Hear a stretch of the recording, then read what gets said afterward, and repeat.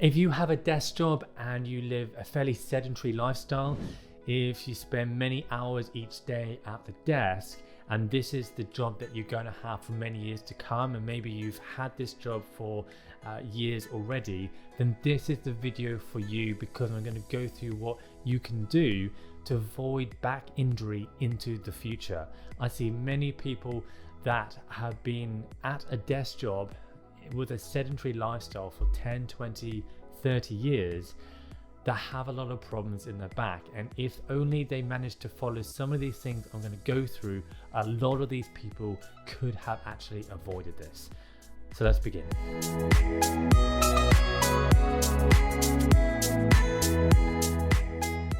Hello, my name is Dr. Stephen Hulme. I'm a chiropractor based in Reading, and I also do some mobile chiropractic work across the Oxfordshire area. In this video, I'm going to be talking about the problems with a sedentary lifestyle and my top 5 tips on how you can avoid injury if you do have a desk job. Desk jobs have become more and more prevalent, particularly in the last 50 years, and particularly with the invention of computers, more and more people are getting into sedentary lifestyle, but this is a problem particularly for the spine. The reason why is because the spine is designed to move for many different reasons. Neurologically, your brain needs stimulation to stay healthy, and a lot of this stimulation comes from the spine. If you stay static for long periods of time, it's not getting this stimulation, which can cause problems anywhere really in the body.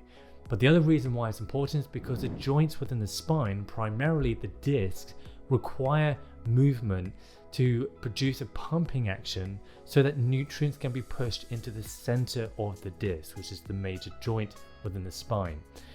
The reason why we need this pumping action is because the center of that disc doesn't have a blood supply, and so we need that movement to produce that pumping action so that we can get a continuous exchange of nutrients for proper healing of the disc.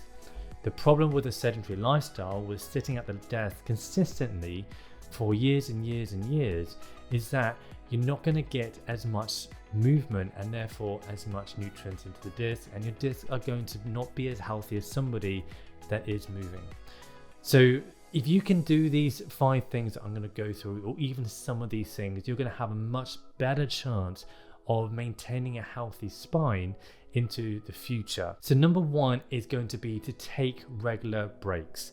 As I said, the spine is designed to move, and it's really more to do with the frequency of your breaks rather than how long you spend with each break. I would recommend to take a break anywhere between half an hour and an hour. If you have back pain currently, you may want to make that more frequent. One of the major problems with taking breaks, I know, is because you get into certain tasks, and practically this might be difficult.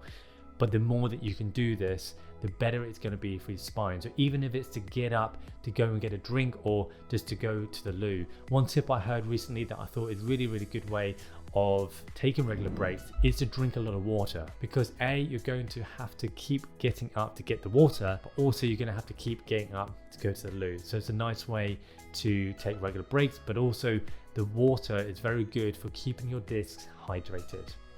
The second thing I recommend is to check my video out here, where I go through how to optimize your position at the desk. There isn't really the optimal posture because, as I said, the spine is designed to move.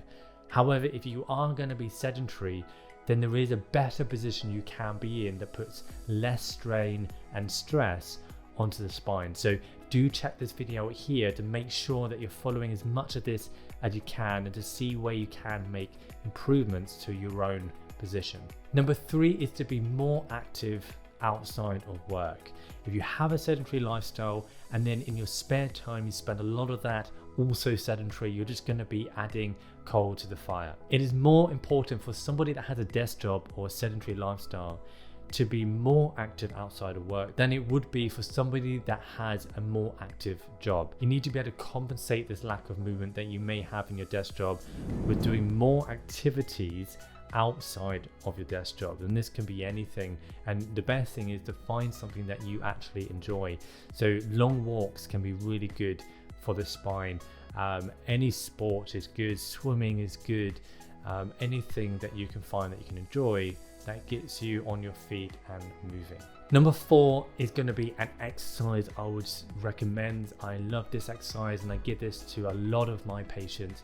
It's a great way just to get the spine moving, but without putting load through it. And this is also a great exercise, particularly if you're suffering with back pain. So it's quite simple. What you're going to do is go onto your all fours. You're going to keep your shoulders and your hips at 90 degrees, and these don't move. The elbows are going to be locked in and they also don't move, and the only thing that's going to move is your spine. You want to imagine that you're going to bring your stomach to the floor, and so you're going to extend your spine going downwards at the same time as bringing your head up, and this is going to bring you into the cat position. And then you're going to do the exact opposite, and you're then going to go up and bring your spine upwards and go into more of a hunched position into what we call a camel position. You want to cycle through these motions around 8 times, going up and down, and stay fairly slow. Don't do it too fast, and this should take you anywhere between 30 and 60 seconds, which means you should be able to do it fairly frequently, and it's a really nice way of breaking up your day. It's a great way to take those breaks just to get a bit of movement in there into the spine, and then you can carry on. The more you do this, probably the better, particularly if you have any issues in the spine. The more you do this, the better. And number 5 is to go and see a chiropractor. Chiropractors have been trained to be able to identify specific areas of the spine that are not moving correctly, restricted areas, restricted and dysfunctional joints. Once they've been identified, they can be then corrected through what we call an adjustment. An adjustment is a specific correction that restores the motion into that restricted segment of the spine, which then improves the motion of the area as well as the entire spine and helps to get the spine moving better together. These adjustments to the spine can ensure that the spine stays healthy and stays moving, because this is what the spine has been designed to do. So I hope this has been useful. Please do put any questions that you may have in the comments below. Do not forget to subscribe for more videos like this one, and also do give me any suggestions of any videos that you may want to see in the comments below. Otherwise, have a good rest of your day, and I will see you on the next video. Take care. Bye bye.